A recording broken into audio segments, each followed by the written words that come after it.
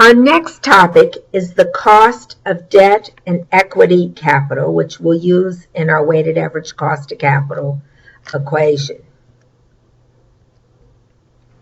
A firm's cost of debt is the interest rate that it would pay if it's going to refinance its existing debt, such as through new bond issuance. Now, existing debt trades in the marketplace, so its price fluctuates to reflect changes in the overall credit environment and changes in the risk specifically associated with the firm. Now, with debt, the return paid to the debt holders is not the same as the cost to the firm because the interest paid on the debt is a tax-deductible expense. Uncle Sam, that is you and I, are subsidizing the issuance of debt. Our taxes go up because theirs goes down. So the cost of debt is the required return on our company's debt. We're going to focus on long-term debt or bonds or long-term notes. And the required return is best estimated by computing the yield to maturity on the existing debt. We could also base our estimates on current rates based on the bond rating we expect when we issue new debt. Very most definitely, it is not the coupon rate.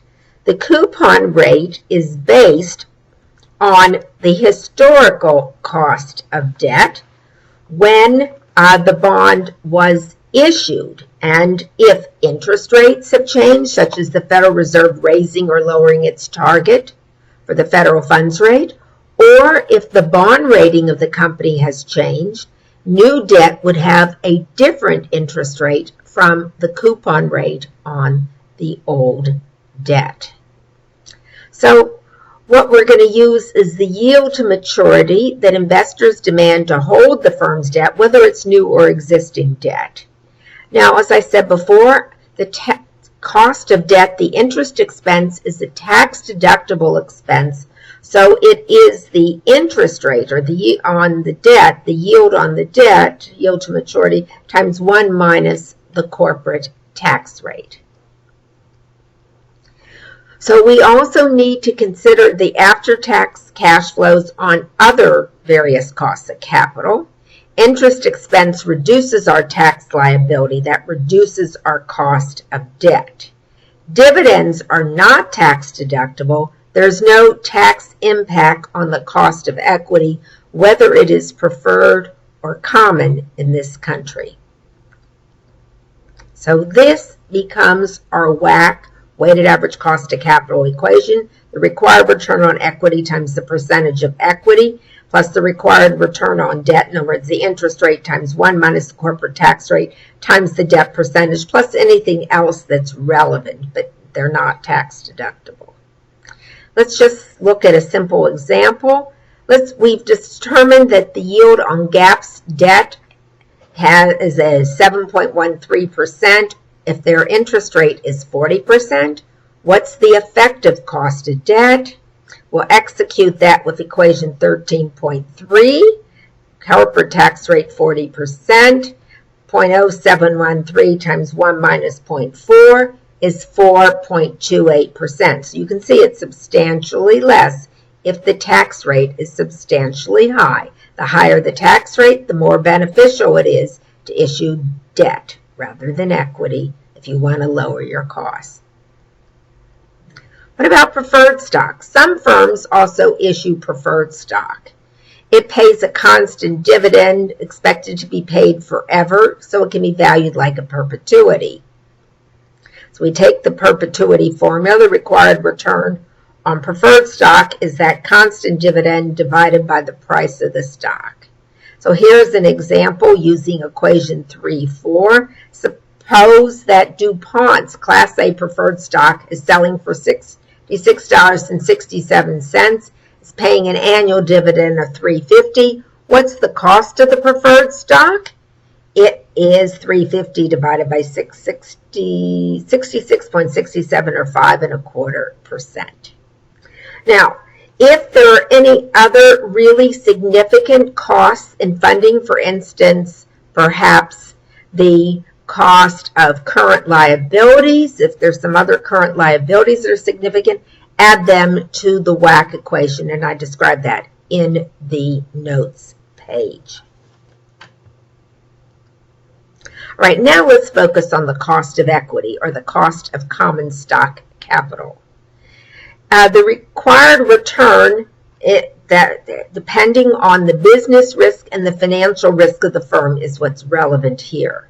There are two major methods for determining the cost of equity: the dividend growth model and the security market line, in other words, the capital asset pricing model. So in Chapter 12, we saw that we could estimate the firm's beta of their equity by regressing 5 years monthly data, 60 months, against the return on a market proxy such as the S&P 500 or the Wilshire 5000. We determine the risk-free rate by using the yield on Treasury bonds or on the 10-year Treasury note. So the equation is that the required return on equity is the risk-free rate plus the beta of the firm times the market risk premium, the excess return in the market over the risk-free rate. Another way to estimate the cost of capital comes from the constant dividend growth model, which we had in Chapter 9. Rather than looking backward at historical growth, one common approach is to use the estimates produced by stock analysts, as these estimates are forward-looking. The cost of equity is the dividend at the end of next year divided by the current price, that's the dividend yield, plus the dividend growth rate, that's that constant growth rate. So it's the dividend yield plus the capital gains yield.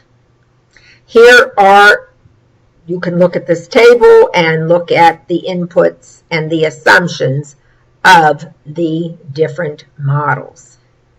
Now let's go back to our weighted average cost of capital. If we have preferred stock, it's the rate of equity times the equity percentage, rate on preferred times the preferred percentage, plus the after-tax interest rate on the debt times the debt percentage. We can eliminate that preferred term if we do not have any preferred stock. And again, we can add other financing if it's significant.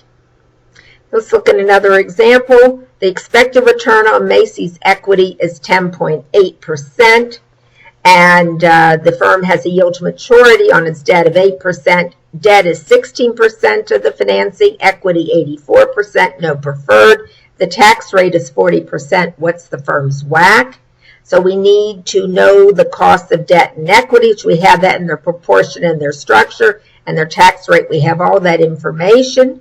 So the WACC is the return on equity, 10.8% times the percentage of equity, plus 8% times 1 minus 0.4 times the percentage of debt, and that gives us 9.84%.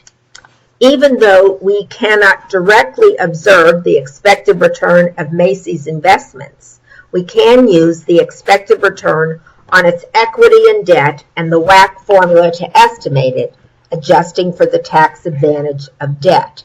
Macy's needs to earn at least a 9.84% on its investment in current and new stores to satisfy both its debt and equity holders. All right, our next topic will be the WACC in practice.